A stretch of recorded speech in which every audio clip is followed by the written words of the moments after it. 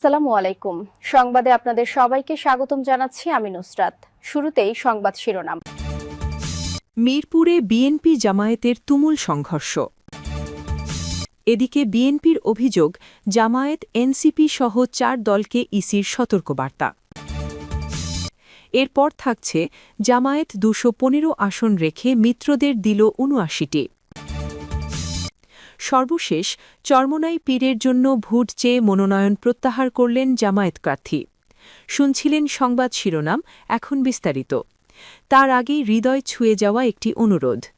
যদি হাদি নামটি আপনার বিবেককে নাড়া দেয়, যদি প্রকাশ্য দিবালোকে গুলিবিদ্ধ হওয়ার সেই মুহূর্ত আপনাকে প্রশ্ন করতে বাধ্য করে, তবে আজ একটু সময় দিন। কমেন্টে শুধু লিখুন, হাদির ওপর হামলার বিচার চাই। আর যদি আপনি চান সত্যটা চাপা না পড়ুক, যদি চান আমরা ভয় ছাড়াই এসব খবর আপনাদের কাছে পৌঁছে দিতে পারি, তাহলে এখনই চ্যানেলটি সাবস্ক্রাইব করুন। সাবস্ক্রাইব মানে শুধু একটি বাটন চাপা নয়, এটি অন্যায়ের বিরুদ্ধে সত্যের পাশে দাঁড়ানোর অঙ্গীকার। চলুন নীরব না থেকে বিস্তারিত জেনে নেই। মিরপুরে বিএনপি জামায়াতের তুমুল সংঘর্ষ। রাজধানীর মিরপুরের শেওড়াপাড়ায় নারী কর্মীদের সঙ্গে বাগবিতণ্ডার পর উত্তর পীরের বাগে জামায়াত নেতাকর্মীদের জিম্মি করে হামলার অভিযোগ উঠেছে বিএনপি নেতাকর্মীদের বিরুদ্ধে। মঙ্গলবার ২০ জানুয়ারি সন্ধ্যায় এ হামলার ঘটনা ঘটে। পরে খবর পেয়ে জামায়াতের অন্য নেতাকর্মীরাও সেখানে উপস্থিত হলে বিএনপি জামায়াত নেতাকর্মীদের মধ্যে ধাওয়া পাল্টা ধাওয়ার ঘটনা ঘটে। এ ঘটনায় জামায়াতের ২ কর্মী আহত হয়েছেন। তাদের উদ্ধার করে কল্যাণপুর ইবনে সিনা হাসপাতালে ভর্তি করা হয়েছে বলে জানিয়েছেন ঢাকা মহানগর জামায়াতের নায়েব আমির আব্দুর রহমান মুসা। এদিকে এ ঘটনায় খবর পেয়ে পুলিশ ঘটনাস্থলে পৌঁছে পরিস্থিতি নিয়ন্ত্রণে চেষ্টা করলেও বর্তমানে উত্তপ্ত অবস্থা বিরাজ করছে। পুলিশের মিরপুর জোনের সহকারী পুলিশ কমিশনার মোহাম্মদ মিজানুর রহমান বলেন, হাতাহাতি হয়েছে, পুলিশ ঘটনাস্থলে রয়েছে। ঢাকা মহানগর জামায়াতের নায়েব আমির আব্দুর রহমান মুসা ঢাকা পোস্টকে বলেন, দুপুরে শেওড়াপাড়ায় বিএনপি প্রার্থী মিল্টনের স্ত্রী জামায়াতের নারী কর্মীদের সঙ্গে বাগবিতণ্ডায় জড়ান। সন্ধ্যায় জামায়াত নেতাকর্মীদের জিম্মি করা হয়। মারধরের পর হামলা চালানো হয়। পরবর্তীতে সেখানে জামায়াতের অন্য নেতাকর্মীরাও উপস্থিত হন। তিনি আরও বলেন, বিএনপি জামায়াত নেতাকর্মীদের মধ্যে ধাওয়া পাল্টা ধাওয়ার ঘটনা ঘটে। পরিস্থিতি স্বাভাবিক করতে পুলিশ ও সেনাবাহিনীর সহযোগিতা কামনা করা হয়। এ ঘটনায় জামায়াতের ২ কর্মী আহত হয়েছেন। তাদের কল্যাণপুর ইবনে সিনায় ভর্তি করা হয়েছে। এদিকে বিএনপির অভিযোগ, জামায়াত এনসিপি সহ ৪ দলকে ইসির সতর্কবার্তা। ত্রয়োদশ জাতীয় সংসদ নির্বাচনে প্রচারণার নির্দিষ্ট সময়ের আগেই মাঠে নামায় বাংলাদেশ জামায়াতে ইসলামী ও জাতীয় নাগরিক পার্টি সহ ৪টি রাজনৈতিক দলকে সতর্ক করেছে ইসি। মঙ্গলবার নির্বাচন কমিশনের পক্ষ থেকে সংশ্লিষ্ট দলগুলোর প্রধানদের কাছে এ সংক্রান্ত চিঠি পাঠানো হয়। চিঠিতে নির্বাচন আচরণ বিধি কঠোরভাবে মেনে চলার নির্দেশনা দেওয়া হয়। সতর্কবার্তা পাওয়া দলগুলো হল বাংলাদেশ জামায়াতে ইসলামী, জাতীয় নাগরিক পার্টি এনসিপি, ইসলামী আন্দোলন বাংলাদেশ এবং বাংলাদেশ খেলাফত মজলিস। ইসি সূত্র জানায়, বিএনপির পক্ষ থেকে প্রধান নির্বাচন কমিশনারের বরাবর একটি লিখিত অভিযোগ দায়ের করা হয়েছিল।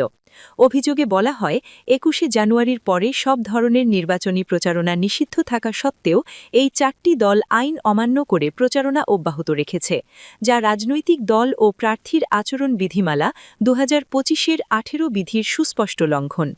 বিএনপির ওই অভিযোগ পর্যালোচনা করে সত্যতা পাওয়ায় দলগুলোর প্রধানদের সতর্ক করার সিদ্ধান্ত নেয় কমিশন। চিঠিতে উল্লেখ করা হয়, ২১শে জানুয়ারির পূর্বে নির্বাচনী প্রচারণা নিষিদ্ধ থাকা সত্ত্বেও সংশ্লিষ্ট দলগুলো প্রচারণা চালিয়েছে, যা বিধি বহির্ভূত। নির্ধারিত সময়ের পূর্বে সব ধরনের প্রচারণা হতে বিরত থাকার জন্য সংশ্লিষ্ট রাজনৈতিক দলের প্রধান ও দায়িত্বরত ব্যক্তিবর্গকে নির্দেশ প্রদান করা হল। ঘোষিত তফসিল অনুযায়ী আগামী ১২ই ফেব্রুয়ারি ত্রয়োদশ জাতীয় সংসদ নির্বাচন অনুষ্ঠিত হবে। আচরণবিধি অনুযায়ী ভোট গ্রহণের নির্দিষ্ট সময় পূর্ব পর্যন্ত প্রচারণার সুযোগ থাকলেও তার আগেই গণসংযোগ বা প্রচারণায় আইনি বিধিনিষেধ রয়েছে। নির্বাচন কমিশন স্পষ্ট করেছে যে ভবিষ্যতে এ ধরনের আচরণবিধি লঙ্ঘন হলে সংশ্লিষ্ট দল বা প্রার্থীর বিরুদ্ধে কঠোর আইনি ব্যবস্থা গ্রহণ করা হবে। সর্বশেষ জামায়াত ২১৫ আসন রেখে মিত্রদের দিল ৭৯টি। জামায়াত ইসলামী সহ ১০ দলীয় নির্বাচনী ঐক্যের আসন সমঝোতা প্রায়ই চূড়ান্ত হয়ে গেছে। সমঝোতা অনুযায়ী ৩০০ আসনের মধ্যে ২৯৪টিতে ১০ দলের একক প্রার্থী থাকবে, আর ৬টি আসন উন্মুক্ত রাখা হয়েছে, সেগুলোতে একাধিক দলের প্রার্থী রয়েছে। দলীয় সূত্রগুলো জানিয়েছে ১২ই ফেব্রুয়ারির নির্বাচনে জামায়াত ২১৫টি আসনে প্রতিদ্বন্দ্বিতা করবে। এসব আসনে ১০ দলীয় নির্বাচনী ঐক্যে থাকা অন্য কোনো দলের প্রার্থী থাকছে না। তবে উন্মুক্ত থাকা আসনগুলোতে শেষ পর্যন্ত সমঝোতা হলে জামায়াতের আসন বাড়তেও পারে। জামায়াত বাদে নির্বাচনী ঐক্যে থাকা অন্য দলগুলোর মধ্যে জাতীয় নাগরিক পার্টি ২৯টি, বাংলাদেশ খেলাফত মজলিস ২৩টি, খেলাফত মজলিস ১২টি, লিবারেল ডেমোক্রেটিক পার্টি এলডিপি ৭টি, এবি পার্টি ৩টি, বাংলাদেশ নেজামে ইসলাম পার্টি ৩টি এবং বাংলাদেশ ডেভেলপমেন্ট পার্টি বিডিপি ২টি আসনে এককভাবে নির্বাচন করবে। জামায়াতের কেন্দ্রীয় কমিটির একজন নেতা নাম না প্রকাশ করার সত্ত্বে প্রথম আলোকে বলেন, জামায়াত ২১৫টি আসনে নির্বাচন করবে, যেগুলোতে সমঝোতায় থাকা অন্য দলগুলোর প্রার্থী থাকছে না। তবে দু-একটি আসনে জামায়াতের প্রার্থীর সঙ্গে অন্য দলগুলোরও প্রার্থী আছে।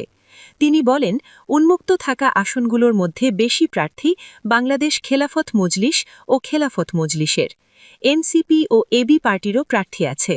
নির্বাচনী প্রচার শুরু হলে যোগ্যতার ওপর ভিত্তি করে সমঝোতা হয়ে যেতে পারে, আবার শেষ পর্যন্ত উন্মুক্তও থাকতে পারে। এনসিপির সদস্য সচিব আখতার হোসেন প্রথম আলোকে জানিয়েছেন, ২৯টি আসনে তাদের দলের একক প্রার্থী থাকছেন। তবে মৌলভীবাজার ৪ আসনটি উন্মুক্ত থাকবে, যেখানে বাংলাদেশ খেলাফত মজলিসেরও প্রার্থী রয়েছে। মঙ্গলবার বিকেলে সংবাদ বিজ্ঞপ্তি পাঠিয়ে বাংলাদেশ খেলাফত মজলিস জানায়, দলটি ২৯টি আসনে রিকশা প্রতীকের চূড়ান্ত প্রার্থী ঘোষণা করেছে। এর মধ্যে ২৩টি সংসদীয় আসনে দলীয় প্রার্থীরা এককভাবে প্রতিদ্বন্দ্বিতা করবেন, আর ৬টি আসন উন্মুক্ত থাকবে। এর মধ্যে সুনামগঞ্জ ৩ ও কিশোরগঞ্জ ১ আসনে খেলাফত মজলিস, মৌলভীবাজার ৪ ও নারায়ণগঞ্জ ৪ আসনে এনসিপি, ফেনী ২ আসনে এবি পার্টি এবং ফরিদপুর ৪ আসনে জামায়াতের সঙ্গে উন্মুক্ত থাকবে। খেলাফত মজলিস সূত্র জানিয়েছে, দলটির ৭২ জন প্রার্থীর মধ্যে গতকাল শেষ সময় পর্যন্ত ৫৩ জন মনোনয়ন প্রত্যাহার করে নিয়েছেন। এখনও প্রত্যাহার করেননি ১৯ জন। এর মধ্যে ১২টি আসনে দলটির নেতারা ১০ দলীয় ঐক্যের একক প্রার্থী হিসেবে প্রতিদ্বন্দ্বিতা করবেন। আগে চট্টগ্রাম ১৩ আসনে খেলাফত মজলিস ছাড় পাওয়ার কথা শোনা শুনলেও শেষ পর্যন্ত আসনটিতে প্রার্থী থাকছে জামায়াতের। এবি পার্টি সূত্র জানা গেছে, ফেনী ২, বরিশাল ৩ এবং পটুয়াখালী ১ আসনে এককভাবে এবি পার্টির প্রার্থী থাকছে। সুনামগঞ্জ ৩ ও কুমিল্লা ৫ আসন উন্মুক্ত থাকছে, যেখানে দলটির আরও ২ জন প্রার্থীর সঙ্গে অন্য দলগুলোরও প্রার্থী রয়েছে। উন্মুক্ত থাকা আসনগুলোতে ফেব্রুয়ারির প্রথম সপ্তাহে সমঝোতা হয়ে যাবে বলে আশা করছে জামায়াত। দলটির প্রচার ও মিডিয়া বিভাগের প্রধান এহসানুল মাহবুব জুবায়ের বলেন, যেসব আসন উন্মুক্ত থাকছে সেখানে নির্বাচনী প্রচার শুরু হলে প্রার্থীর যোগ্যতা, জনপ্রিয়তা ও কর্মকাণ্ড বিবেচনা করা হবে। আশা করা যায় ফেব্রুয়ারির প্রথম সপ্তাহে এসব আসনেও সমঝোতা হয়ে যাবে।